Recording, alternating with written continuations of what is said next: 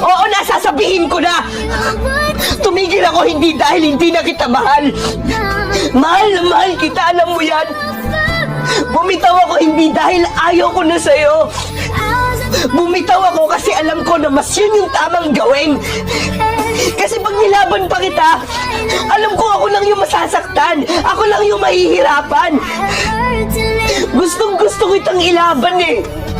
Pero alam ko na kahit anong laban ko, hindi pa rin ako yung pipiliin mo. Kaya kahit sobrang sakit, mas pipiliin ko na lang na tumigil. Kasi yun lang ang alam ko na tanging paraan para maging malaya kang mahalin siya.